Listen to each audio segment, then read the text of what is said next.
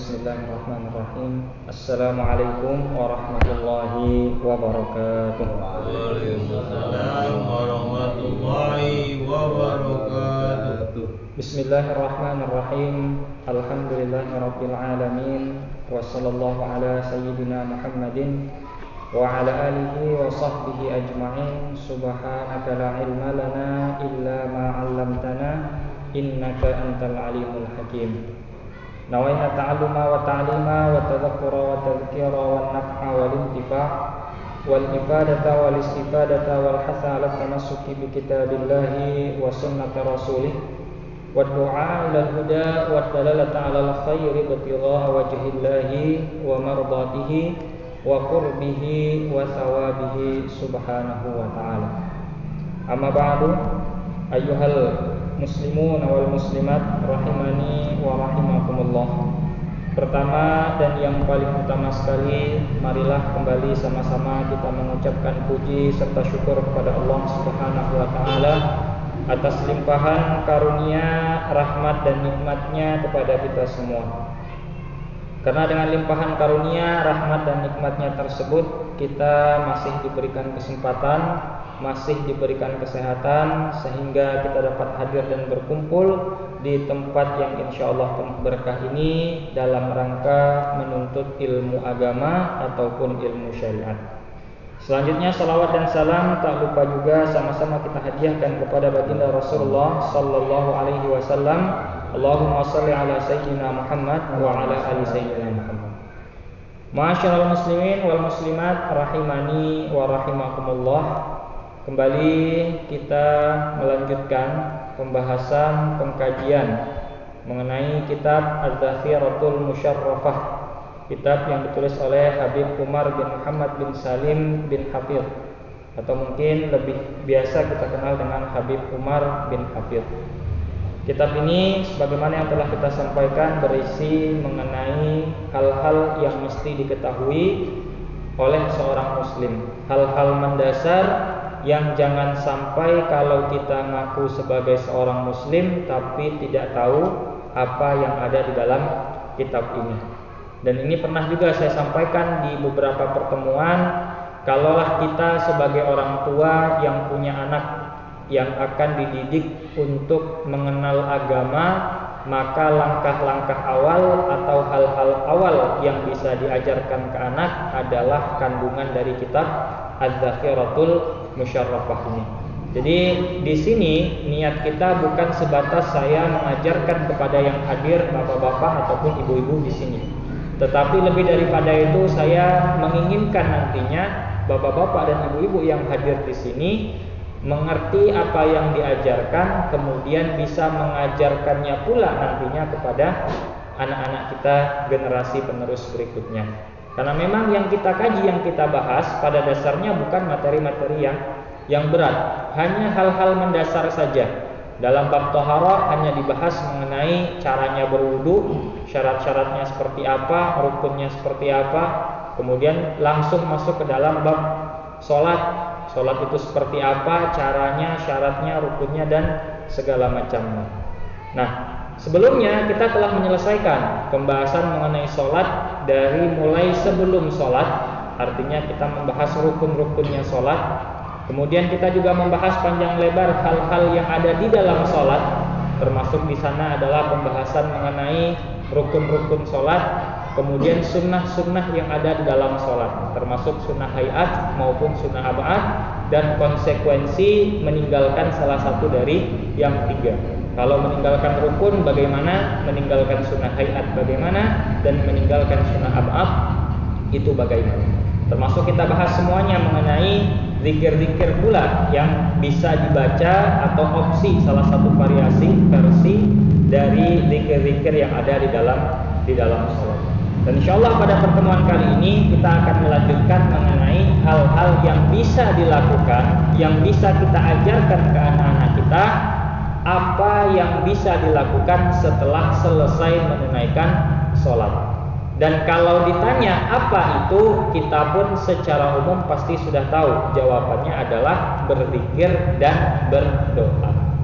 Cuma kan problemnya adalah saya mau mengajarkan anak saya zikir dan doa setelah sholat, wong saya saja belum hafal. Kenapa belum hafal? Saya ngikut aminnya imam. Imam doa ya saya amin amin amin di belakang. Nah hakikatnya sederhananya itu kita masing-masing harus punya hafalan sendiri, harus punya pengetahuan tersendiri mengenai zikirnya. Ya, jadi tidak hanya mengandalkan imam. Bayangkan kalau kita hanya mengandalkan imam, terus kita punya kewajiban mengajar anak kita. Gimana caranya kita ngajar anak kita?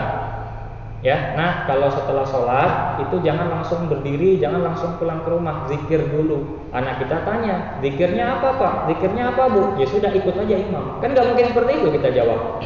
Ya, tentu pasti kita ajarkan baca ini dan baca ini seperti itu. Jadi hakikatnya terlepas apakah nanti bisa dilakukan secara berjamaah ataupun secara sendiri-sendiri, ya setidaknya kita punya pegangan zikir pribadi yang bisa kita bacakan. Kalau misalkan kita sholat sendiri, yang bisa kita ajarkan untuk siapa? Anak-anak kita nantinya seperti itu. Jadi belajar untuk kita juga nanti untuk anak-anak kita.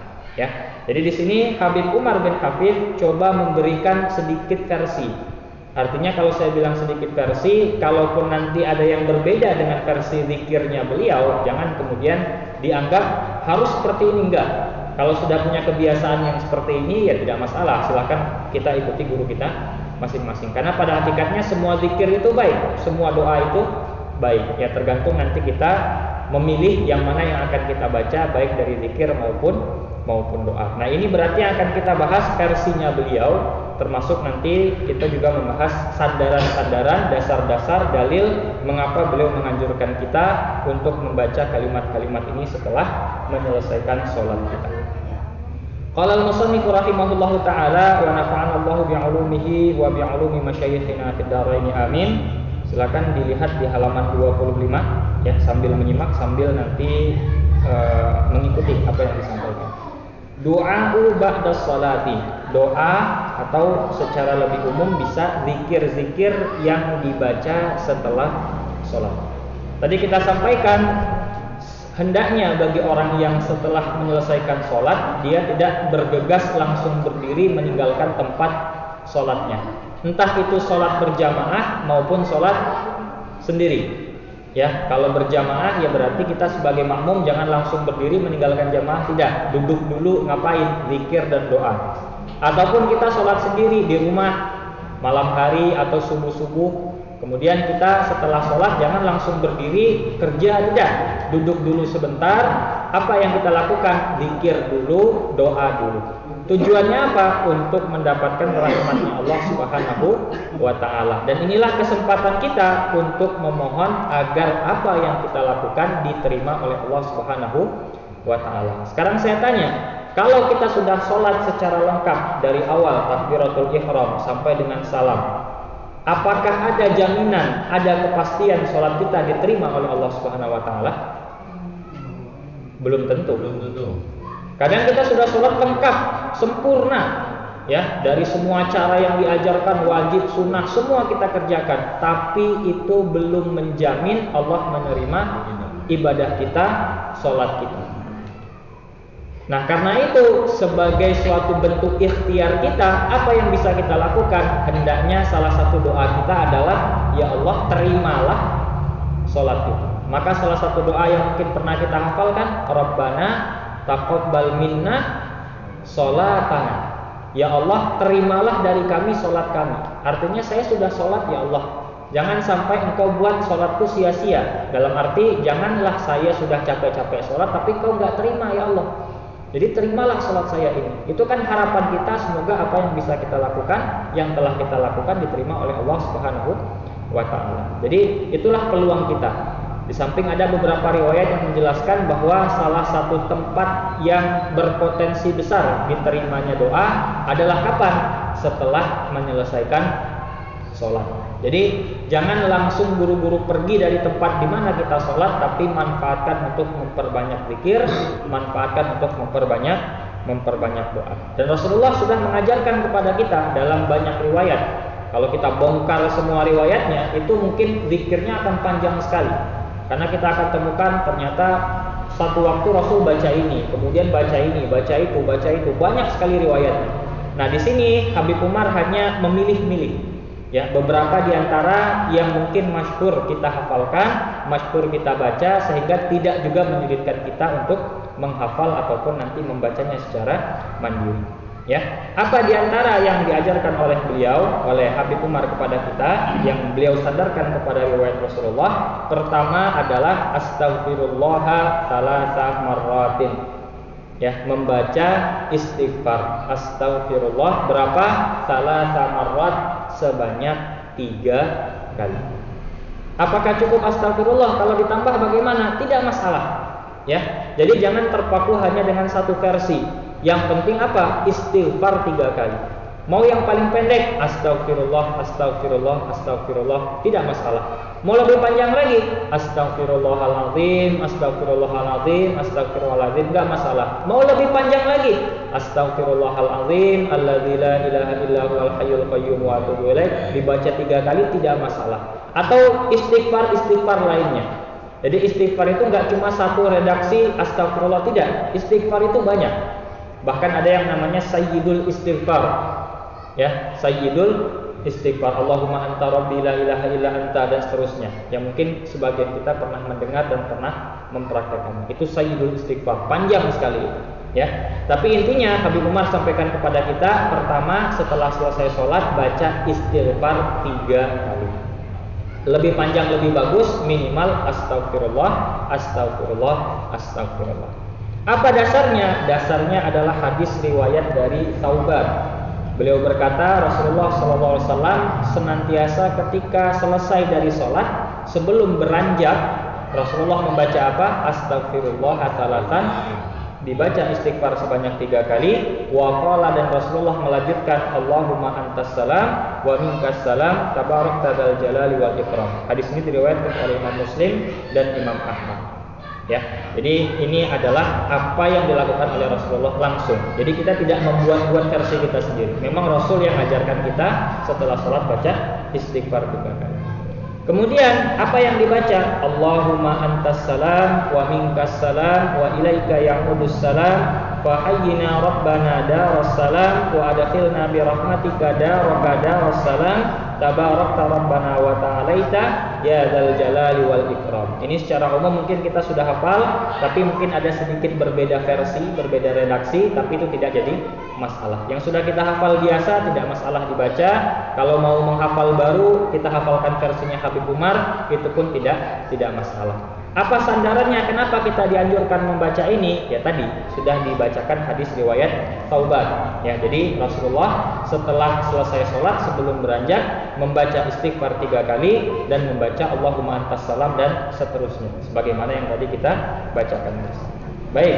Seterusnya apa yang bisa dibaca? Bacalah Allahumma la mani'a lima a'taita wala mu'tiya lima mana'ta wala radda lima qadaita wala yanfa'u dzal jaddi minkal jadd. Insyaallah ini juga sudah kita hafalkan semua. Dasarnya apa membaca ini? Riwayat dari Al-Mughirah. Beliau berkata, aku pernah mendengar Rasulullah SAW berkata setelah selesai sholat. Apa kata Rasul setelah selesai sholat? La ilaha illallah wahdahu la syarikalah, Allahumma la mani'a lima a'taita wa la mu'tiya lima mana'ta wa la yanfa'u dzal jaddi minkal jadd. Hadis ini diriwayatkan oleh Imam Bukhari dan Imam Muslim. Oke. Baik, berikutnya Allahumma a'inni ala dzikrika wa syukrika wa husni ibadatik, atau bisa juga Allahumma a'inna ala dzikrika wa syukrika wa husni ibadatik. Kalau sendiri Allahumma a'inni ala dzikrika wa syukrika wa husni ibadatik. Kalau jamaah sebagai imam menuntun makmumnya Allahumma a'inna ala dzikrika wa syukrika wa husni ibadatik. Ya, doa ini adalah wasiatnya Rasulullah kepada Mu'adz. Ya, Mu'adz bin Jabal. Suatu ketika Rasulullah berwasiat kepada Mu'adz, kata Rasulullah apa kepada Mu'adz? La tada'anna fi duburi kulli salatin an taqula Allahumma a'inni ala dzikrika wa syukrika wa husni ibadatik. Wahai Mu'adz, jangan sekali-kali engkau tinggalkan setelah menyelesaikan sholat kecuali engkau baca doa tadi. Allahumma a'inni ala dzikrika wa syukrika wa husni ibadatik. Diriwayatkan oleh Imam Ahmad. Baik, berikutnya apa? Summa yaqra'u ayatal kursi. Setelah itu bisa lanjut membaca ayat kursi. Tahu ayat kursi yang mana? Kalau tidak tahu ayat kursi ya agak sedikit repot ya. Tapi insyaallah kita semua sudah tahu dan pasti sudah hafal ya. Allahu la ilaha illa huwal hayyul qayyum dan seterusnya sampai dengan wa huwal aliyyul azim. Dasarnya apa? Hadis riwayat Abi Umamah. Beliau berkata bahwasanya Rasulullah SAW bersabda, "Man qara'a ayatal kursiyyi," siapa yang membaca ayat kursi, dubura kulli sholatin maktubatin, setiap selesai sholat fardu. Jadi orang yang terbiasa dan terus konsisten setelah sholat fardu baca ayat kursi, apa kata Rasul? Lam yamna'hu min dukhulil jannati illa ayyamut. Tidak ada satu hal pun yang bisa mencegahnya untuk masuk ke dalam surga.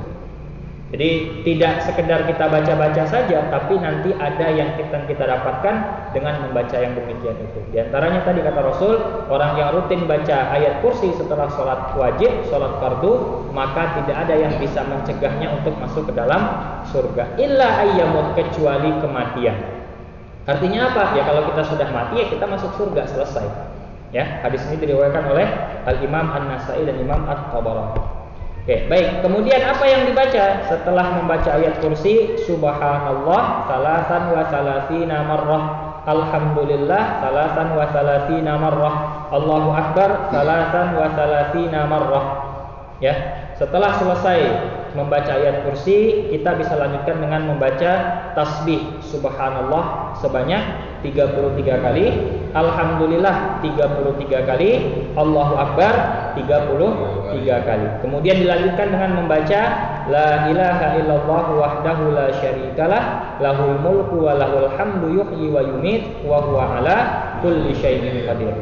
Ya, diriwayatkan dari Abu Hurairah bahwasanya Rasulullah SAW bersabda, "Man sabbahallaha," siapa yang bertasbih, fi duburi kulli sholatin, setiap selesai salat, salasan wa salasina, sebanyak 33 kali, wa hamidallaha salasan wa salasina, kemudian dia membaca tahmid 33 kali, wa kabbarallaha salasan wa salasina, kemudian dia bertakbir 33 kali, fatilka tis'atun wa tis'una, maka totalnya berapa? 99. Wa qala tamamal mi'ah, kemudian dia lanjutkan untuk menyempurnakannya menjadi 100. Apa yang dibaca? La ilaha illallah wahdahu la syarikalah, lahul mulku wa lahul hamdu yuhyi wa yumit wa huwa ala kulli syai'in qadir. Itu ya, apa kata Rasulullah? Ghufirat khotayahu wa in kanat mithla zabadil bahri, maka akan diampuni semua dosa-dosa yang pernah dia lakukan meskipun sebanyak buih-buih yang ada di lautan. Jadi sebanyak apapun dosa kita, sebanyak apapun maksiat yang pernah kita lakukan, kalau setelah sholat dengan tentunya niatnya karena Allah, beribadah kepada Allah, kemudian kita rutinkan dengan berzikir, membaca subhanallah, alhamdulillah, Allahu akbar 33, 99, digenapkan menjadi 100 dengan membaca la ilaha illallah wahdahu la syarikalah dan seterusnya, maka insya Allah semua dosa-dosa yang pernah kita lakukan sebelum ini akan diampuni oleh Allah Subhanahu wa ta'ala. Hadis ini diriwayatkan oleh Imam Muslim. Baik, sedikit ada tambahan yang disampaikan oleh Sayyid Alawi Al-Aidarus ya, dalam mensyarahi kitabnya Habib Umar ini. Beliau katakan boleh ditambahkan dan bahkan dianjurkan ketika sholat maghrib dan sholat subuh. Jadi ini anjurannya versi beliau, menurut beliau itu setelah maghrib dan setelah subuh. Tetapi boleh juga dirutinkan di sholat 5 waktu ataupun di setiap sholat yang kita lakukan. Apa itu? Qabla ayyatniya rijlaihi, sebelum kita melipat kaki. Kita setelah selesai sholat, kondisi kaki kan masih tahiyat akhir, ya. Nah, jadi setelah kita selesai sholat, jangan rubah dulu posisi kaki, ya.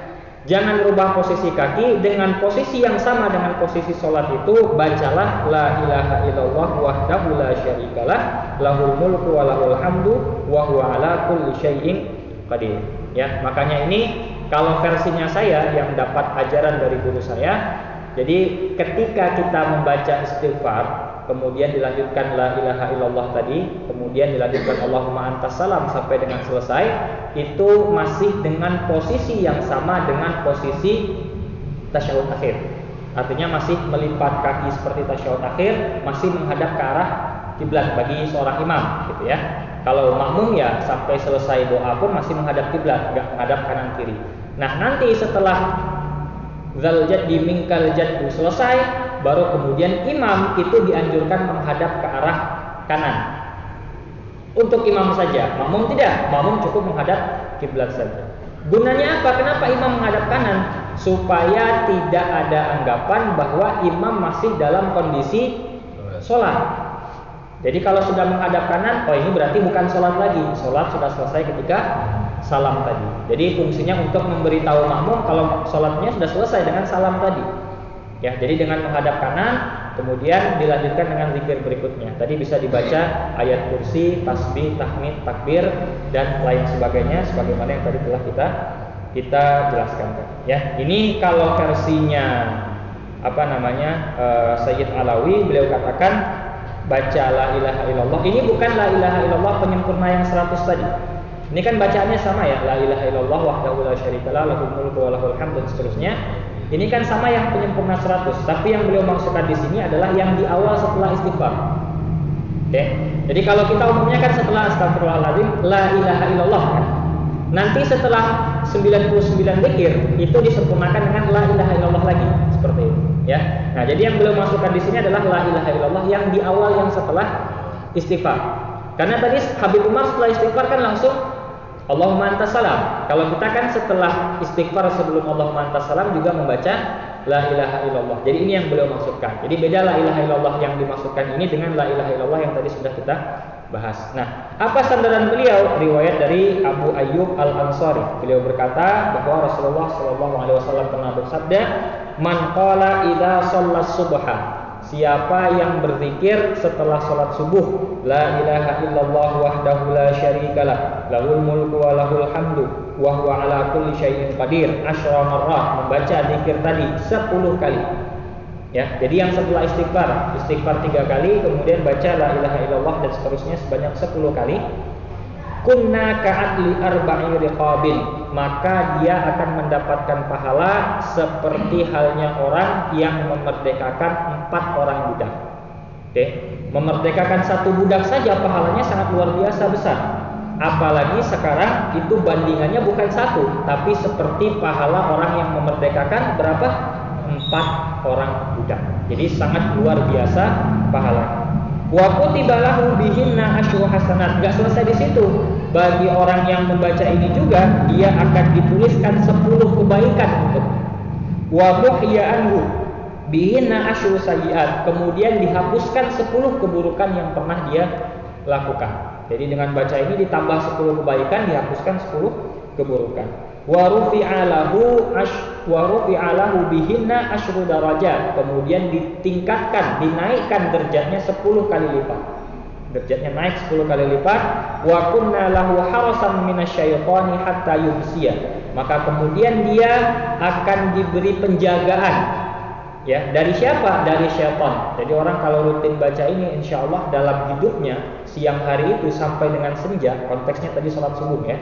Jadi dari pagi setelah sholat subuh membaca ini sampai nanti petang, insya Allah kita akan dijaga dari syaitan. Artinya dijaga dari perbuatan-perbuatan maksiat.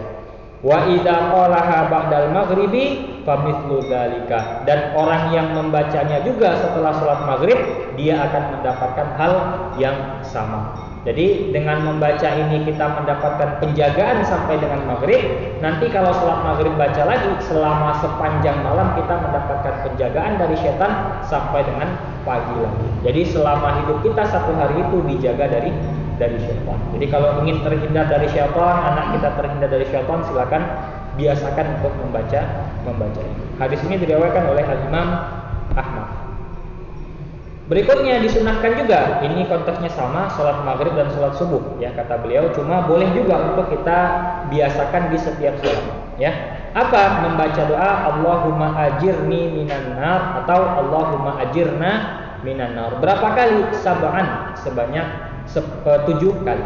Ya, Allahumma ajirna minan nar, Allahumma ajirna minan nar dibaca sebanyak 7 kali. Dasarnya apa? Hadis riwayat Muslim bin Harith At-Tamimi. Beliau berkata, Rasulullah pernah berkata kepadaku, apa kata Rasulullah? Idza shallaita subha, apabila engkau salat subuh, faqul qabla an tukallima ahadan minan nasi, maka katakan sebelum engkau berbicara dengan manusia, Allahumma ajirni minan nari sab'a marrat. Baca doa Allahumma ajirni minan nar sebanyak 7 kali. Fa innaka in mitta min yaumika dzalika, kalau misalkan tadi kita sholat subuh terus kita baca tadi 7 kali dan di siang harinya kita meninggal dunia, kata Rasul, kataballahu azza wa jalla laka jiwaran minan nar, maka Allah sudah tulis untuk kita bahwa kita termasuk orang yang terhindar, terlindungi dari neraka kalau kita meninggal di siang hari. Wa idza shallaital maghriba, kemudian kalau engkau salat maghrib pada malam harinya, faqul qabla an tukallima ahadan minan nas, kemudian katakanlah sebelum engkau berbicara dengan manusia, sama doanya, Allahumma inni as'alukal jannah, Allahumma ajirni minan nari sab'a marrat, fa innaka in mitta min lailatika tilka, maka kalau engkau mati, wafat, meninggal dunia di malam hari itu, kataballahu azza wa jalla laka jiwaran minan nar, sama engkau sudah tertulis, tercatat orang yang terpelihara, terlindung dari api neraka. Ya, jadi yang diajarkan ke kita ini nggak ada untungnya sama sekali untuk Habib Umar, nggak ada untungnya untuk Sayyid Alawi, nggak ada untungnya untuk saya yang ajarkan. Untungnya untuk siapa membaca semua ini? Ya untuk kita sendiri. Ya, jadi kita sudah diajarkan gini loh caranya kalau kita mau dapat keselamatan di dunia maupun di akhirat. Gini loh caranya kalau kita mau mendapatkan kebaikan dunia dan akhirat. Nah, apa yang harus dibaca? Ini baca.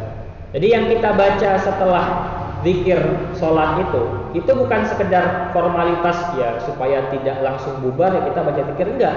Tapi di luar itu semua ternyata itu yang menjaga kita selama sehari semalam itu.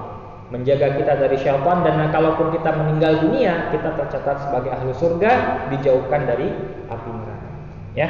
Kemudian juga dianjurkan, ini kata Sayyid Alawi ya, ini di luar konteks yang disampaikan oleh Habib Umar. Ya, ini sebenarnya tadi sudah saya sampaikan. Jadi kalau kata Sayyid Alawi urutannya seperti tadi. Jadi yang datang dari Nabi itu kalau bisa didahulukan. Ya, kan ada zikir-zikir yang memang Rasulullah langsung ajarkan seperti itu. Ada juga yang diberikan kebebasan bagi kita untuk silahkan tambahkan zikir yang kita mau. Nah, kalau misalkan ada yang seperti itu, yang mana yang kita dahulukan untuk dibaca? Dahulukan apa yang diajarkan oleh Rasul. Setelah itu silahkan tambah dengan zikir apapun yang kau kehendaki.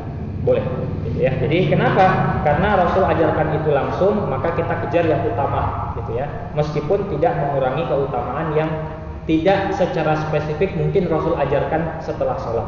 Mungkin diajarkan untuk waktu yang lain, tapi bisa juga kita terapkan ketika setelah selesai sholat. Ya. Dan di akhir beliau tambahkan kalau mau boleh juga menambahkan di akhir zikir kita apa? Boleh membaca wa askinna ma'as sabiqin a'la faradisil jinan khalidina min ghairi sabiqati adabin wala hitab wala fitnatin wala hisab birahmatika ya arhamar rahimin. Waf'al kadzalika biwalidina wa dzurriyyatina wa ahbabina ila yaumiddin wa sallallahu ala sayyidina Muhammadin nabiyil ummi wa ala alihi wa sahbihi wa sallam. Subhana rabbika rabbil izzati amma yasifun wa salamun alal mursalin walhamdulillahi rabbil alamin fi kulli lahzatin abada adada khalqihi wa ridha nafsihi wa zinata arsyihi wa midada kalimatihi. Ya, itu salah satu versi redaksi yang diajarkan oleh Habib Umar kepada kita. Jadi kalau sudah ada yang kita biasakan dan sudah kita hafal, ya sudah lanjutkan saja, tidak masalah. Atau kalau baru akan memulai karena tahu tadi oh ternyata kalau saya baca zikir ini saya akan dapat sesuatu yang baik untuk diri saya. Jadi saya akan mulai menghafalkan. Apa yang harus saya hafalkan? Ya sudah, hafalkan saja yang ada di dalam kitab ini. Makanya tadi saya katakan kitab ini itu kitab yang paling dasar untuk orang yang baru mulai ingin memperdalam agama, memperdalam Islam. Cukup dengan kitab ini dulu. Gak usah bahas yang aneh-aneh dulu. Cukup hafalkan yang ada dalam kitab ini dulu. Ya, makanya penting untuk kita. Jadi kita sudah hafal, nanti silakan diajarkan juga kepada keluarga kita yang lain seperti itu. Baik, setelah selesai beliau menjelaskan mengenai doa-doa yang bisa dibaca atau zikir-zikir yang bisa dibaca setelah sholat, beliau kemudian melanjutkan.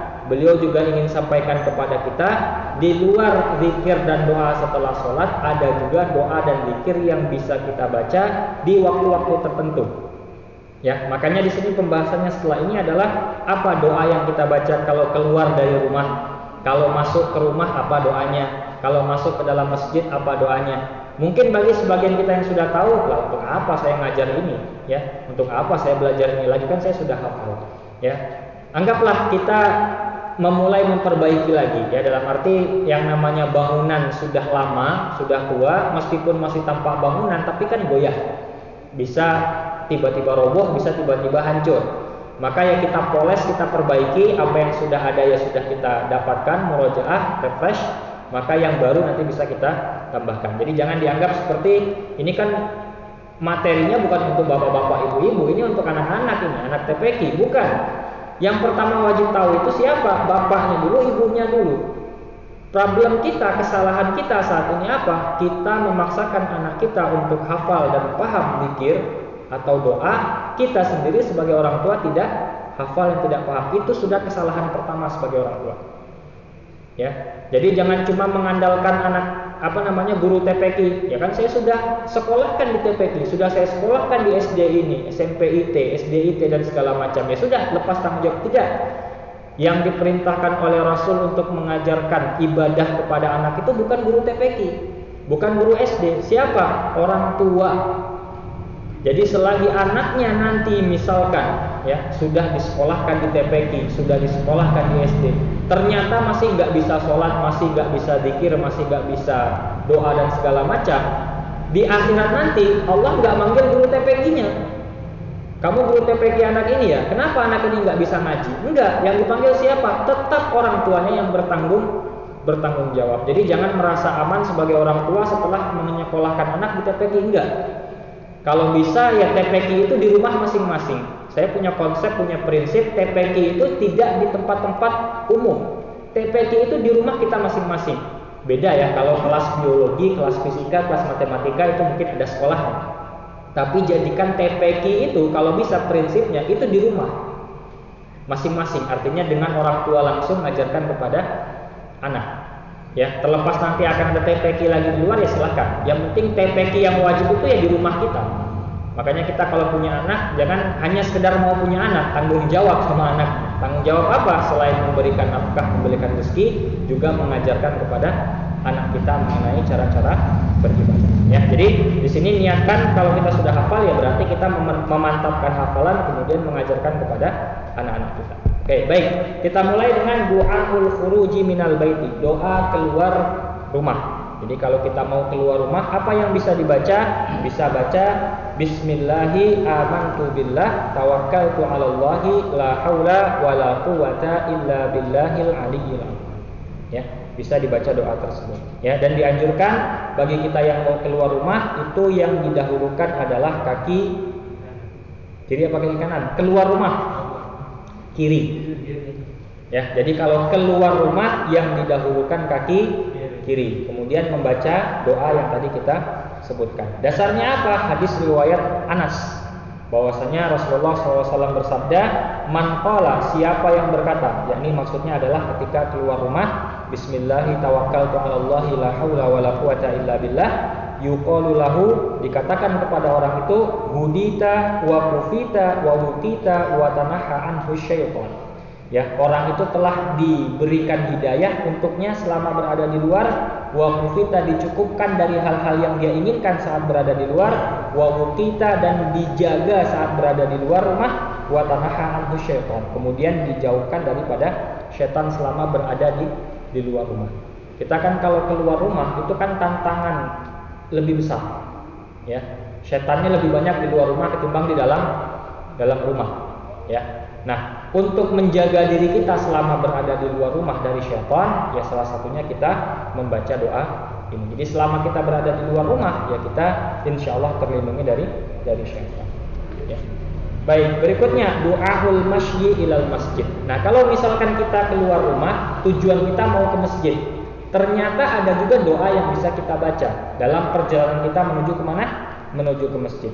Ya, apa doanya? Allahumma inni as'aluka bihaqqis sa'ilina 'alaika wa bihaqqir raghibina ilaika wa bihaqqi mamsyaya hadza ilaika fa inni lam akhruj asyaran wala bataran wala riya'an wala sum'ah bal kharajtu ittiqa'a sakhatik wa ibtigha'a mardatik. As'aluka an tu'idhani minan nar wa tudkhilani jannah wa taghfira li dhunubi fa innahu la yaghfiru dzunuba illa anta. Jadi selama perjalanan dari rumah ke masjid atau ke mushola bisa dibaca doa ini berkali-kali, ya, sampai ke depan di hadapan masjid. Dan dianjurkan ketika kita menuju ke masjid itu jalannya agak sedikit santai, bukan leyeh-leyeh ya, bukan bersantai-santai. Maksudnya itu nggak perlu cepat-cepat, santai, tenang, berwibawa.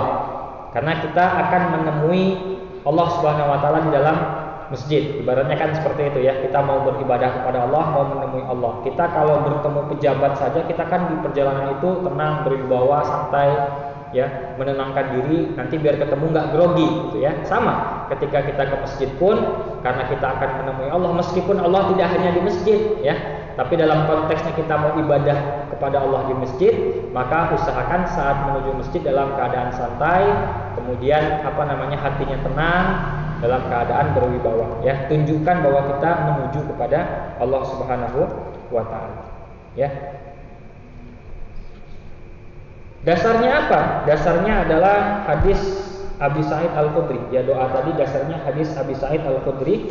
Rasulullah SAW bersabda, "Man qala hina yakhruju ila shalah," siapa yang berkata atau berzikir saat keluar menuju ke tempat sholat.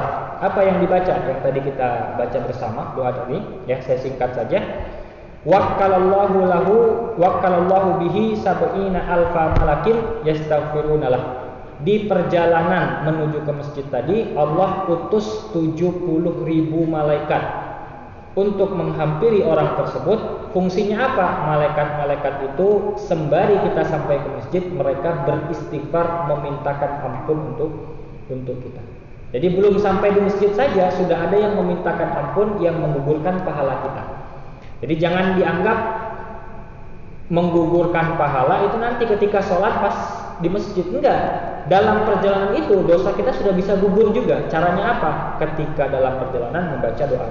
Diutus 70.000 malaikat untuk apa? Mereka beristighfar, mengampuni atau minta ampun kepada Allah agar Allah mengampuni dosa-dosa kita. Wa akbarallahu alaihi biwajhihi hatta yafragha min salatihi.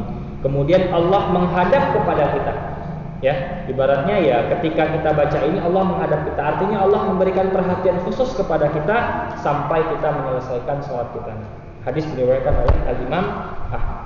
Baik, berikutnya du'a'u dukhulil masjidi. Doa yang bisa dibaca ketika masuk ke dalam masjid. Jadi tadi keluar rumah ada doanya, di perjalanan ada doanya, masuk ke dalam masjid itu pun ada doanya. Apa doanya? Bismillahi Allahumma sholli ala sayyidina Muhammad wa alihi Allahumma ighfir li dzunubi waftah li abwaaba rahmatik. Yang saya tekankan lagi, saya ingatkan lagi, kalau ada perbedaan versi ataupun variasi jangan dijadikan masalah. Kalau kita pernah hafal yang sebelum ini ya tidak masalah, lanjutkan saja.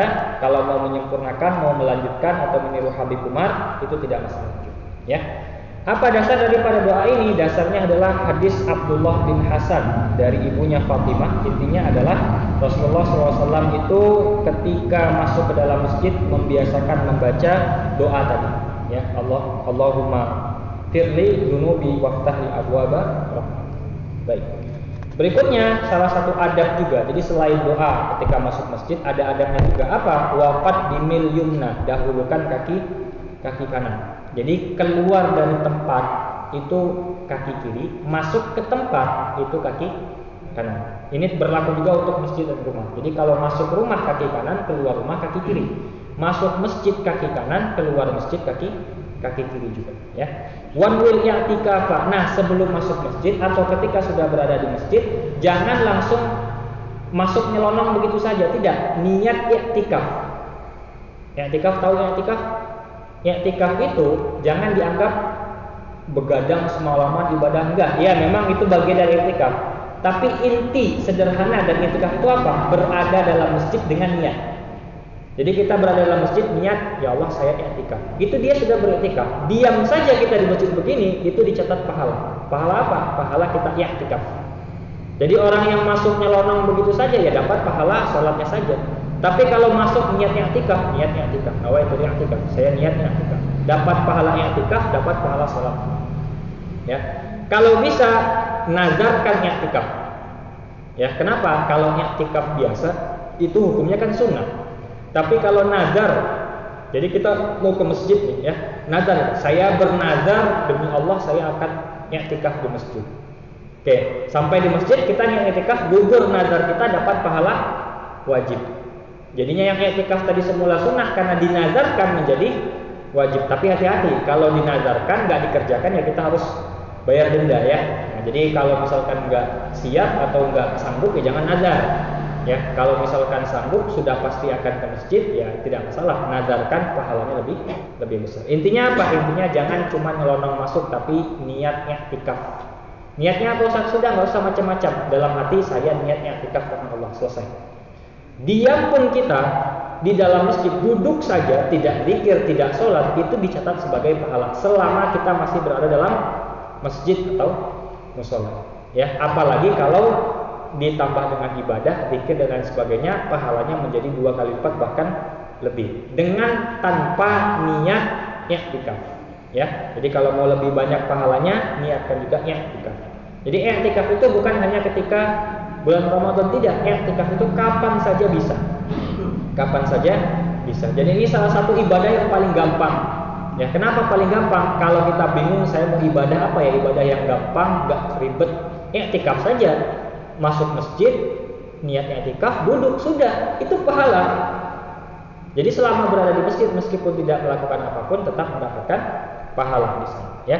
Wala tatakallamu illa bi khairin. Kalau sudah di dalam masjid, maka jangan berbicara sesuatu pun kecuali itu adalah suatu hal yang baik. Jadi kalau sudah dalam masjid, ya jangan bicarakan orang, jangan ribah, jangan fitnah, jangan ngomongin yang tidak. Karena kenapa? Kita sudah berada dalam masjid. Berarti di luar masjid boleh Ustaz? Ya tidak boleh juga. Dalam arti ketika di luar masjid saja tidak boleh, di dalam masjid maka lebih tidak diperbolehkan. Logikanya seperti itu. Baik. Kemudian dalam masjid kita sholat segala macam, keluar kita dari masjid. Du'aul khuruji minal masjid. Apa doa yang dibaca setelah keluar dari masjid? Ya, tapi sebelumnya qaddimil yusra. Kalau mau keluar masjid dahulukan kaki kiri. Tadi sudah kita bahas. Waqul dan katakanlah a'udzubillahi minasyaitonir rajim wa junudihi. Bismillah. Allahumma shalli ala sayidina Muhammadin wa alihi. Allahumma firli dzunubi waftah li abwaaba fadlik. Jadi kalau masuk abwaaba rahmatik, kalau keluar abwaaba fadlik. Jadi kalau versinya Habib Umar bedanya di ujungnya saja. Abwaaba rahmatik masuk, keluar abwaaba fadlik. Ya. Apa dasarnya? Dasarnya adalah hadis yang tadi sudah kita bacakan, ya. Jadi dasarnya sama dengan hadis yang tadi sudah kita bacakan mengenai doa masuk masjid. Karena ada lanjutannya mengenai doa setelah keluar masjid seperti itu, ya. Kenapa kemudian kita ketika masuk bacanya abwaaba rahmatik, keluar abwaaba fadlik? Ya, kenapa? Karena ketika kita masuk masjid, kita kan pasti niatnya ibadah. Orang kalau masuk masjid nggak niat ibadah itu sebenarnya aneh. Ya, kalau mau masuk masjid berarti niatnya pasti ibadah, mau sholat, ya, mau zikir. Yang mana sholat dan zikir itu mendatangkan rahmatnya Allah. Jadi ketika kita masuk ke dalam masjid, otomatis kita mengharapkan, ya Allah bukakanlah pintu rahmatmu yang banyak, saya mau ibadah.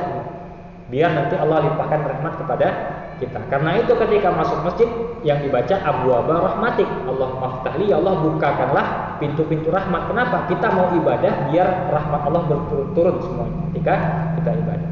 Nah, ketika keluar waftahli abwaaba fadlik, kenapa dibukakan pintu-pintu keutamaan karunia? Karena biasanya orang kalau sudah keluar dari masjid kan lanjut kerja. Nah, supaya apa? Supaya ketika kerja Allah limpahkan rezeki kepada kita. Jadi, ya Allah saya sudah selesai sholat, seolah-olah ya saya keluar masjid, saya mau kerja, tolong bukakan pintu-pintu karuniamu dari kerjaan saya ini, semoga saya dapat rezeki berlimpah. Jadi Islam itu sangat begitu detailnya mengatur kehidupan kita. Sayangnya kita sebagai umatnya belum sampai ke tahap membiasakan hal-hal tersebut. Ya, baik. Adabut ta'ami wasyarab. Lanjut kita membahas mengenai adab makan dan minum. Bahkan sampai ke makan dan minum saja itu ada adabnya. Tidak serta-merta makan kenyang tidur, tidak, ada adab. Doa tidak ta'am, doa yang bisa dibaca ketika memulai makan. Jadi doa mau makan apa? Bismillahirrahmanirrahim. Allahumma barik lana fima razaqtana warzuqna khairan minhu. Ya. Illa in kana labanan, kalau yang akan kita konsumsi itu laban, maka yang dibaca wazidna minhu. Jadi kalau versinya Habib Umar, kalau makanan apapun selain susu, Allahumma barik lana fima razaqtana warzuqna khairan minhu. Tapi yang kalau dikonsumsi adalah susu, Allahumma barik lana fima razaqtana wazidna minhu. Ini versinya Habib Umar. Versi saya beda Ustaz, enggak masalah. Allahumma barik lana fima razaqtana wa qina adzabannar. Kita kalau tahu artinya doa mau makan itu luar biasa lah doanya. Apa artinya Allahumma barikna, ya Allah berikanlah keberkahan kepada kami. Kita itu segala sesuatu sedikit banyak kalau sudah berkah itu puas kita. Kadang itu sedikit tapi kok rasanya enak, cukup lah ya. Kenapa? Berkah. Tapi kalau nggak berkah, sebanyak apapun kita makan, sebanyak apapun yang kita dapatkan, kita nggak akan pernah puas. Kenapa? Tidak ada berkahnya. Karena itu dengan apa yang ada dihidangkan di hadapan kita, banyak sedikit kan kita nggak tahu ya, apakah ini cukup untuk perut saya atau kebanyakan atau kurang, kan kita nggak tahu. Tapi sebelum itu yang penting kita doa dulu, ya Allah turunkan berkah di makanan ini sehingga apapun yang saya makan ini seadanya ini tetap bisa mencukupkan saya. Allahumma barik lana fima razaqtana, terhadap apa yang Kau rezekikan kepada kami ya, wa qina adzabannar, dan jauhkanlah kami dari api neraka. Bahkan kita makan saja kita minta dijauhkan dari api neraka gitu ya, dari neraka. Kita mau makan loh ya, apa hubungannya makan jauhkan dari api neraka ya? Itu kan sebagai petunjuk apa? Bahwa Islam begitu mengatur kita dalam hal-hal yang bahkan sifatnya adalah keseharian ya. Diriwayatkan dari Ibnu Abbas bahwasanya Rasulullah SAW bersabda, man at'amahu Allahu ta'aman, siapa yang Allah beri dia makan, falyakul, maka hendaknya dia berkata doa tadi ya, Allahumma barik lana dan seterusnya, maka dia akan mendapatkan pahala yang luar biasa, keberkahan dari apa yang dia makan ataupun apa yang dia konsumsi. Wa qul biyaminik, adabnya lainnya setelah berdoa adalah makan dengan tangan kanan.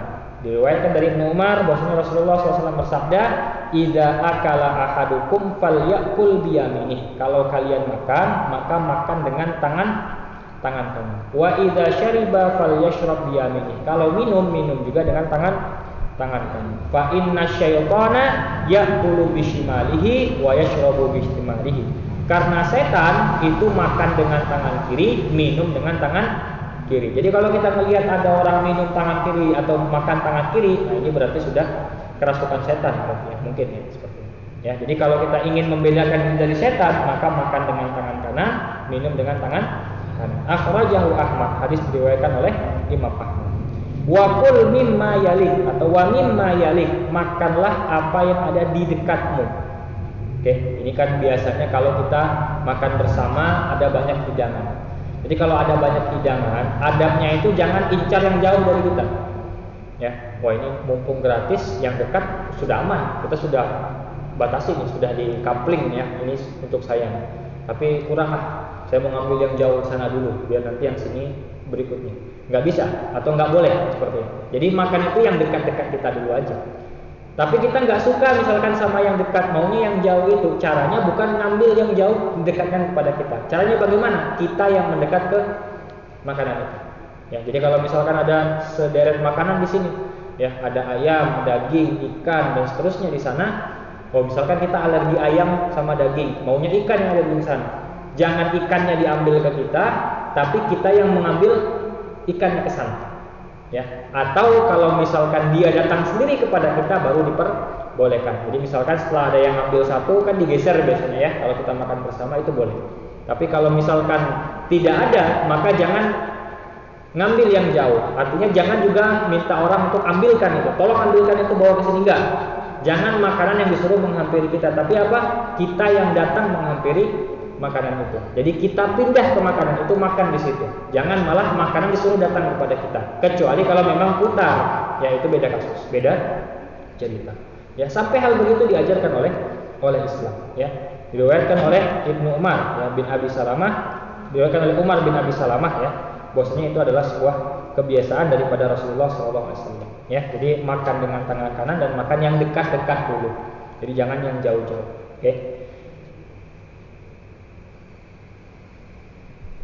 Wala ta'ibit ta'ama, dan jangan mencela makanan. Nah, ini mungkin diantara kita kebiasaan kalau nggak suka ya tidak usah disebutkan. Bahkan di sini disebutkan apa? Kalau misalkan nggak suka atau nggak enak dengan makanan itu, diam saja sudah.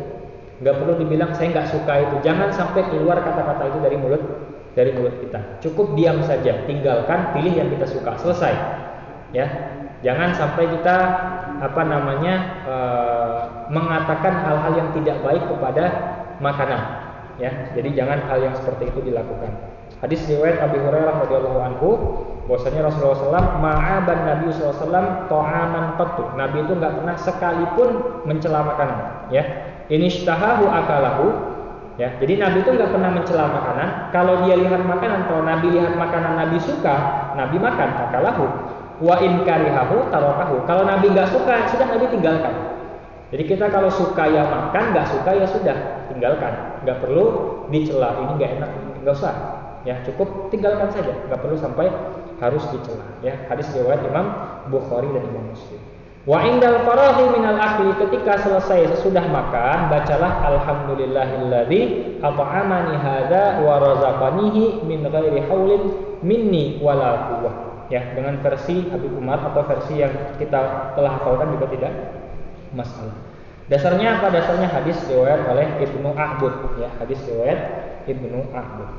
Kemudian waghsil qablahu wa ba'dahu, dan cucilah tangan sebelum dan setelah makan. Sebelum makan cuci tangan, setelah makan cuci tangan. Ya. Dan di antara adab juga sebelum cuci tangan di akhir kita apa istilahnya itu ya? Menjilat tangan kita. Kita makan dengan tangan ya. Ada sisa makanan di sini ya. Nah, itu jangan langsung dicuci, tapi di apa istilahnya kalau bisa? Dijilat ya, benar ya, dijilat. Karena sabda Rasul apa? Sabda Rasul dalam hadis Ibnu Abbas, "Idza akala ahadukum," jika kalian selesai makan ya, fala yamsah yadahu, jangan langsung cuci tangan. Kata Rasul apa? Hatta yal'aqaha aw yul'iqaha.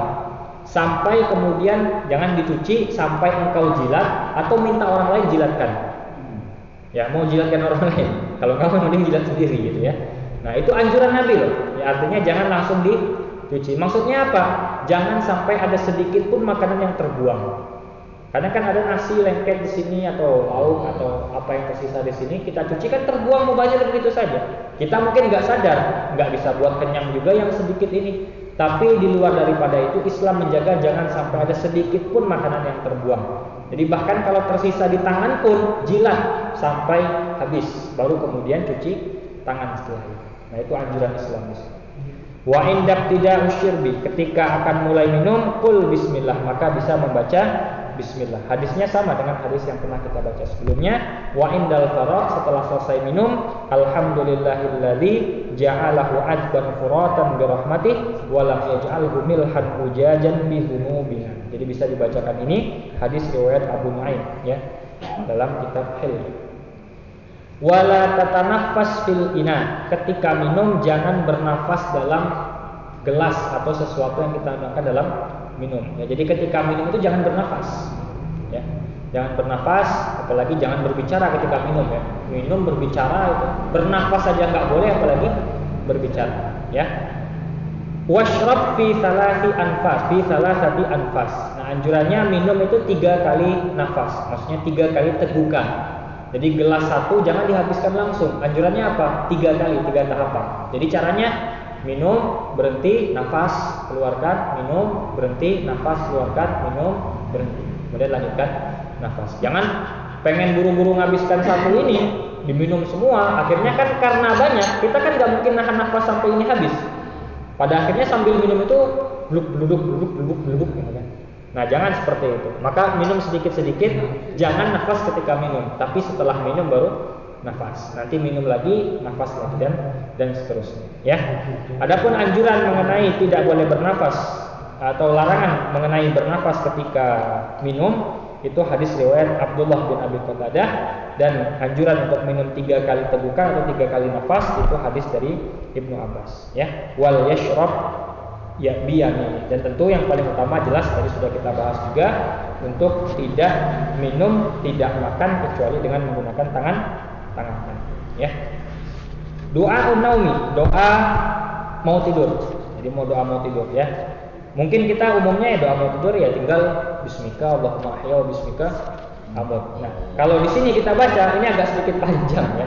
Ini mungkin yang paling sempurnanya seperti itu ya. Ketika seseorang muslim ingin tidur, hendaknya dia membaca apa? Bismika rabbi wada'tu jambi wa bismika arfa'uhu faghfir li dzambi. Allahumma in amsakta nafsi farhamha wa in arsaltaha fahfadha bima tahfadhu bihi ibadakas shalihin. Dasarnya adalah hadis Abi Hurairah, ya. Kemudian juga setelah itu apa? Tidak langsung tidur. Wasabbih salasan wa salatina marrah, baca tasbih 33 kali. Wahmid salasan wa salasina marrah, baca tahmid 33 kali. Wa kabbir arba'an wa salasina marrah, kemudian membaca takbir sebanyak 43 kali. Ini hadis diriwayatkan oleh Imam Al-Bukhari dan Imam Muslim dari Ali. Jadi ini adalah ajarannya Rasul kepada Ali. Ya, kalau mau tidur jangan langsung tidur, tapi bertasbihlah 33 kali, tahmid 33 kali, bertakbir sebanyak 34 kali. Ya. Kemudian setelah itu lanjutkan astaghfirullahalazim alladzi la ilaha illahu al-hayyul qayyum wa atubu ilaihi salasa marrah. Baca istighfar ini sebanyak 3 kali sebagaimana hadis diriwayatkan oleh Abi Sa'id. Ya, diriwayatkan oleh Abi Sa'id dan dikeluarkan oleh Imam Ahmad dan Imam Tirmizi. Kemudian wanan mustaqbilal qiblah. Jadi setelah membaca yang panjang tadi zikir dan segala macam, tidurlah menghadap ke arah kiblat. Alal janibil aiman. Ya, berpangku kepada bagian tubuh sisi yang kanan. Sederhananya, pernah lihat jenazah dikuburkan menghadap kiblat arah kanan. Ya, ini mungkin bagi yang belum pernah lihat ya. Jenazah itu tidak terlentang begini ya. Jenazah itu dia menghadap ke kanan. Jadi ibaratnya kalau misalkan ini kepala ya, berarti ini ya menghadap ke sini, kiblatnya. Jadi kita menghadap ke arah kiblat seperti jenazah yang dikuburkan. Mutatahhiran, dalam keadaan suci. Sebelum tidur wudu dulu ya, anjurannya. Tahhiral qalbi min kulli ghishin wa ghillin. Kemudian bersihkan hati dari segala penyakit-penyakit hati. Kalau ada dendam sama orang sebelum tidur itu lupakan dendamnya, maafkan orang. Ya, jadi jangan menyimpan dendam, menyimpan sesuatu yang buruk dalam hati ketika mau tidur. Nanti malah menjadi bumerang kita saat itu ya. Taiban, dalam keadaan bertaubat kepada Allah, bertaubat dulu sebelum tidur. Waj'al akhira ma taqul, dan jadikanlah sebelum tidur jangan lupa baca ini, ibaratnya seperti ini. Allahumma aslamtu nafsi ilaika wa wajjahtu wajhi ilaika fa wadda'tu amri ilaika wa alja'tu dhahri ilaika rahbatan wa rahbatan ilaika la malja'a wa la manja minka illa ilaika amantu bi kitabika alladzi anzalta wa bi nabiyyika alladzi arsalta. Kemudian membaca surat Al-Kafirun, qul ya ayyuhal kafirun sampai dengan akhir ya surat Al-Kafirun. Ini semuanya riwayatnya ada ya. Jadi tidak serta-merta kita diperintahkan itu kemudian tidak ada riwayat, enggak. Ini semua ada riwayat. Ya, di antaranya tadi adalah riwayat Al-Barra bin Azib ya mengenai tadi zikir yang dibaca atau doa yang dibaca sebelum tidur, dan bisa juga nanti ditambahkan dengan riwayat Jabalah bin Harithah ya mengenai membaca surat Al-Kafirun ya sebelum tidur, yang membaca Al-Kafirun sebelum tidur. Kata Rasulullah, fa innaha bara'atun minasyirk, untuk penyelamat kita, pembebas kita dari syirik. Ya, jadi ketika kita mati nanti dalam keadaan tidur itu kita terlepas dari tuduhan sebagai orang yang musyrik dengan membaca surat Al-Kafirun. Ya, sebagaimana disunnahkan juga sebelum tidur adalah membaca surat Al-Mulk. Ya, Al-Mulk. Kenapa ini Al-Mulk ini sakti? Cuma kesaktiannya kalau saya ceritakan sekarangnya akan menjadi panjang sekali. Jadi saya pernah dulu ngisi pengajian menceritakan mengenai fungsi surat Al-Mulk kalau dibaca rutin sebelum tidur. Itu habis satu pertemuan. Jadi anggap sajalah pokoknya ada keutamaan yang bisa didapatkan ketika kita merutinkan baca surat Al-Mulk. Sederhananya apa Ustaz? Sederhananya surat Al-Mulk yang kita baca saat sebelum tidur itu akan menjadi penolong kita nantinya saat di alam kubur. Kita dikubur sendiri, nggak ada yang bantu. Malaikat Munkar dan Nakir datang menanyai kita. Kita disiksa dalam kubur. Siapa yang bantu kita saat itu? Nggak ada. Keluarga kita, orang tua kita, anak kita, nggak ada yang akan bantu kita. Tapi kalau kita rajin baca surat Al-Mulk sebelum tidur, nanti surat Al-Mulk itu akan menjelma dan akan menjadi yang membantu kita nanti di alam kubur. Jadi kalau mau ditemani orang atau ditemani sesuatu nanti di alam kubur, maka rutinkan baca surat apa? Surat Al-Mulk. Ya, tahu surat Al-Mulk ya? Tabarakalladzi biyadihil mulku wa huwa ala kulli syai'in qadir. Itu surat Al-Mulk ya. Jadi rutinkan baca sebelum tidur. Indal istighfari minan naumi, ketika bangun tidur, tasawwak ya, usahakan siwak, sikat gigi. Ya, jadi kalau bangun tidur jangan langsung makan, siwak dulu. Ya, siwak itu apa ya? Gosok gigi lah. Atau mungkin pernah lihat kayu siwak, jadi semacam kayu ya sedikit, itu nanti bisa digunakan untuk menggosok gigi. Waqul, dan bacalah ketika bangun dari tidur itu alhamdulillahilladzi ahyana ba'dama amatana wa ilaihin nusyur, sebagaimana riwayat daripada Hudzaifah ibn Yaman, diriwayatkan oleh Al-Imam Al-Bukhari dan Imam Muslim dari Al-Bukhari. Doa dukhulil manzil, doa masuk rumah. Ya, kalau masuk rumah tadi anjurannya masuk dengan kaki kanan. Kemudian membaca doa, Allahumma inni as'aluka khairal mulaj wa khairal mukhraj. Bismillahi walajna wa bismillahi kharajna wa 'alallahi rabbana tawakkalna. Wa qul rabbi adkhilni mudkhala sidqin wa akhrijni mukhraja sidqin waj'alni min ladunka sultanan nasira wa qul rabbi anzilni munzalan mubaraka wa anta khairul munzilin. Jadi doa itu kalau dibacakan rumah itu berkah jadinya ya. Kadang kita itu rumah itu kok di luar rumah kita pikiran semrawut yang banyak pikiran segala macam, sampai di rumah kok makin parah ya, karena mungkin di rumah tidak sering dibacakan doa-doa. Ketika masuk nggak baca doa, sehingga yang ada dalam rumah itu malah bikin kita suasananya menjadi lebih parah. Nggak cuma itu, bisa dilanjutkan dengan surat Al-Ikhlas ya, dibacakan surat Al-Ikhlas qul huwallahu ahad salasan sebanyak 3 kali ya. Kemudian ayatul kursi, baca ayat kursi juga sebelum kita masuk ke dalam rumah. Jadi jangan nyelonong saja masuk rumah. Ada doa-doa, ada zikir-zikir, ada ayat-ayat yang bisa dibaca. Wasallim ala man fil manzil. Kemudian ucapkan salam untuk siapa? Orang yang ada di dalam rumah. Ya. Kalau misalkan tidak ada orang di dalam rumah, bagaimana? Tetap ucapkan salam, tapi salamnya versinya agak sedikit beda. Apa versinya? Assalamu alaina wa ala ibadillahis shalihin. Jadi kalau misalkan ada orang di rumah, bacanya assalamualaikum. Nanti dijawab waalaikumsalam. Nah, kan artinya assalamualaikum, keselamatan atas kalian. Masuk rumah ada orang, berarti keselamatan atas kalian yang ada dalam rumah. Kalau orangnya nggak ada di rumah, kan nggak mungkin kita baca assalamualaikum orangnya nggak ada. Maka kalau kita masuk berarti assalamu alaina wa ala ibadillahis shalihin. Keselamatan atas kami, atas kita, dan atas orang-orang hamba-hamba Allah yang saleh. Seperti itu. Ya. Baik, sedikit lagi doa ma ba'dal azan, doa yang bisa dibaca setelah azan. Ya, jadi sebelum doanya dianjurkan bagi seseorang yang mendengar azan untuk mengulangi apa yang dibaca oleh muazzin. Ya, dari takbirnya sampai dengan la ilaha illallah, kecuali saat hayya 'alas shalah, hayya 'alal falah, maka tidak mengulangi apa yang dibaca oleh muadzin. Kalau Allahu Akbar, kita kan ulang Allahu Akbar. Asyhadu an la ilaha illallah, asyhadu an la ilaha. Tapi kalau hayya 'alas shalah, hayya 'alal falah, maka tidak diulang, melainkan membaca apa? La haula wala quwata illa billahil aliyyil azim. Baik hayya 'alas shalah maupun hayya 'alal falah. Sebagaimana riwayat daripada Abu Sa'id Al-Khudri. Baik, berikutnya setelah selesai azan, ya, jadi ketika azan itu anjurannya itu kita berhenti sejenak dari aktivitas kita. Kalau sedang melakukan kegiatan, berhenti sejenak, dengar azan, jawab azan, itu anjuran. Setelah selesai azan, bacakan doanya. Apa doanya? Allahumma shalli ala sayyidina Muhammad wa ala alihi wa sahbihi wa sallam wa ala sa'iril anbiya'i wal mursalin wa tabi'ihim bi ihsanin ila yaumiddin. Allahumma rabb hadhihi ad-da'wati at-tammah was salatil qa'imah ati sayyidina Muhammadan al-wasilata wal fadilah wa syarafa wa darajatal 'aliyata ar-rafi'ah wa ba'athu maqaman mahmudan allati wa'addah innaka la tukhliful mi'ad. Ya, ini hadis riwayat Abdullah bin Amr bin As dan hadis riwayat Jabir bin Abdullah, ya, riwayat yang tadi kita bacakan, ya.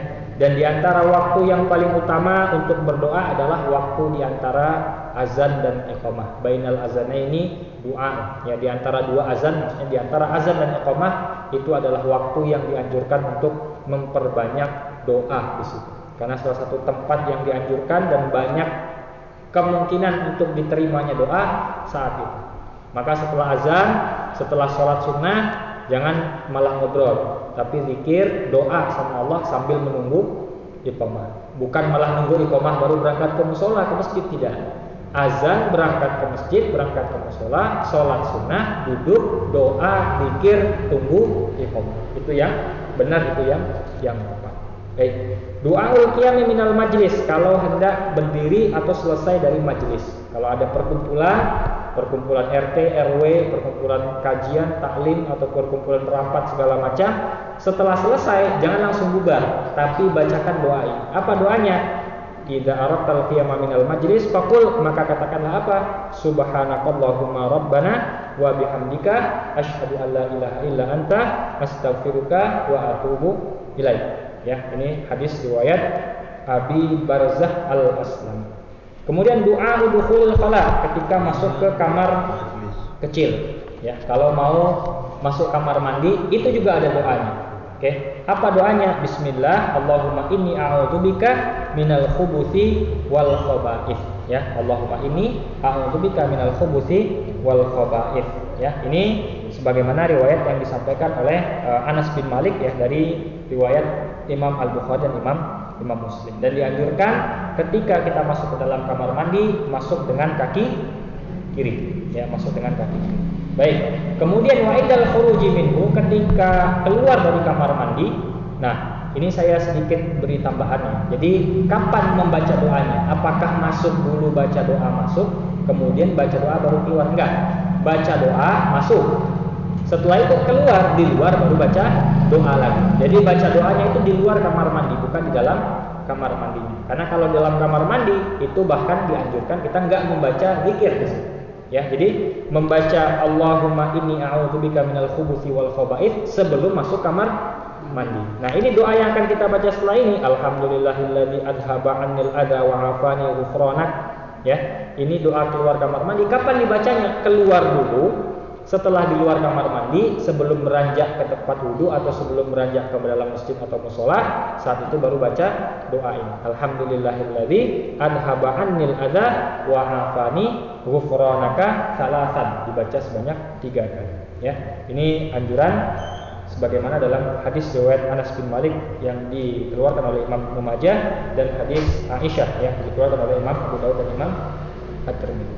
Kemudian wa inda lubsit taubi, ketika mengenakan pakaian, qul alhamdulillahilladzi kasani hada wa razaqanihi min ghairi haulin minni wala quwwah. Doa ini bisa dibaca ketika kapan? Kita mengenakan pakaian, sebagaimana riwayat daripada Sahal bin Mu'az bin Anas dari ayatnya. Ya. Baik, berikutnya sedikit lagi doa li taqwiyatil hafizah. Kalau mau menguatkan hafalan, ada juga doanya. Apa doanya? Allahumma ja'al nafsi mutmainnah tu'minu bi liqa'ika wa taqna'u bi ata'ika wa tarda bi qada'ika salasan. Baca ini 3 kali, sobahan wa masaan. Baca setiap pagi dan baca setiap sore. Hadis riwayat Abi Umamah ya, dikeluarkan oleh Imam At-Tabarani. Dia zikrus su ya, zikir ketika masuk pasar. Jadi masuk pasar itu juga ada doanya. Kenapa dianjurkan doa ketika masuk pasar? Karena umumnya pasar itu adalah tempat yang melalaikan. Orang kalau sudah masuk pasar itu lalai, ya. Apalagi mungkin yang ibu-ibu biasa belanja di pasar, sudah di pasar itu sudah lupa waktu, tahu-tahu sudah sore misalnya. Karena memang pasar itu salah satu tempat yang bisa melalaikan kita. Jadi supaya kita terhindar dari kelalaian-kelalaian itu, dianjurkan membaca zikir. Apa zikirnya? La ilaha illallah wahdahu la syarikalah, lahul mulku wa lahul hamdu yuhyi wa yumiit, wa huwa hayyun la yamutu bi yadihil khair, wa huwa ala kulli syai'in qadir. Hadis riwayat Umar bin Khattab dikeluarkan oleh Imam Ahmad, Imam Tirmidzi. Jadi dengan membaca ini insyaallah ketika berada di pasar kita akan terhindar dari lalai, terhindar dari lupa waktu, sehingga kita bisa keluar dengan tepat waktu sesuai dengan kebutuhan kita di pasar. Kemudian terakhir du'aun lil hifdzi minal ma'asi. Ada doa juga yang bisa kita rutinkan kalau kita ingin terhindar dari perbuatan maksiat selama siang dan malam. Apa doanya? Allahumma ya hayyu ya qayyum bi rahmatika astaghith wa min adzabika astajir aslih li sya'ni kullah wa la takilni ila nafsi wa la ila ahadin min khalqik tarfata ainin tis'ata asyara marratan ma'al basmalah. Doa tadi bisa dibaca sampai dengan tarfata ain sebanyak berapa? 19 kali bersamaan dengan membaca basmalah juga. Ya. Jadi kalau kita baca itu Allahumma ya hayyu ya qayyum sampai dengan akhir sebanyak berapa? 19 kali, insyaallah ya, kemanapun kita pergi, dimanapun kita berada, Allah akan bantu kita, membuat kita terhindar, terjauhkan dari perbuatan-perbuatan maksiat. Jadi segala sesuatu itu ternyata sudah ada rumusnya diajarkan oleh Nabi. Ya, kadang kita kan bingung ya, tanya Ustaz, saya itu kok sering sekali melakukan perbuatan maksiat, apa yang harus saya lakukan supaya tidak maksiat? Sebenarnya Rasul sudah ajarkan, kita saja jarang mempraktekkan, jadi doanya terhindar begitu saja, hilang begitu saja. Karena sesuatu yang jarang dipraktekkan akan hilang perlahan saja. Ya, maka dengan membiasakan ini, maka nanti kita ajarkan kepada anak kita, insya Allah nanti akan jadi masyhur. Ya, siapapun akan terbiasa ketika mau terhindar dari maksiat, ini doa. Ketika mau kuat hafalannya, mau ujian, ya, mau ulangan, ya, mau tes, ada doanya. Supaya ketika belajar enggak tiba-tiba hilang begitu saja. Wallahu a'lam, demikian mungkin pembahasan kita di malam hari ini.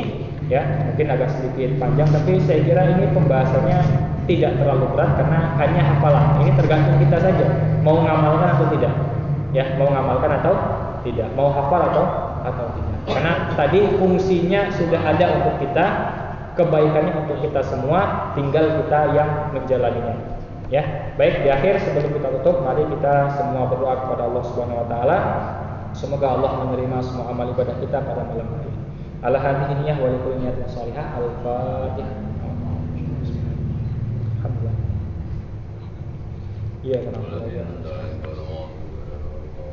A'udzubillahi minasyaitonirrajim. Bismillahirrahmanirrahim. Alhamdulillahirabbil alamin. Wassalatu wassalamu ala asyrofil anbiya'i wal mursalin wa ala alihi wa sahbihi ajmain. Allahumma ighfir lana dzunubana wa liwalidina warhamhum kama rabbawna shighara. Allahumma la tada' lana dhanban illa ghafartah wa la hamman illa farajtah wa la daynan illa qadaitah wa la maridan illa shafaitah wa la hajatan min hawaijid dunya wal akhirah illa qadaitaha wa yassartaha ya Allah ya rabbal alamin. Allahumma inna nas'aluka salamatan fid din wa afiyatan fil jasad wa ziyadatan fil ilmi wa barakatan fil rizqi wa taubatan qabla al-maut wa rahmatan 'inda al-maut wa maghfiratan ba'da al-maut. Allahumma hawwin 'alaina fi sakaratil maut wa najatan minan nar wal afwa 'inda al-hisab. Rabbana taqabbal minna salatana wa siyamana wa qiyamana wa ruku'ana wa sujudana wa qira'atana al-Qur'an wa ta'allumina ya Allah ya rabbal alamin. Rabbana atina fid dunya hasanah wa fil akhirati hasanah wa qina adzabannar. Wassallallahu ala sayyidina Muhammadin wa ala alihi wasallam. Alhamdulillahirabbil alamin. Subhanakallahumma wa bihamdika asyhadu an la ilaha illa anta astaghfiruka wa atubu ilaik. Naktafi bihadzal qadar. Wassallallahu ala sayyidina Muhammadin wa ala alihi wasallam. Alhamdulillahirabbil alamin. Akhirul kalam billahi taufiq wal hidayah. Wassalamualaikum warahmatullahi wabarakatuh.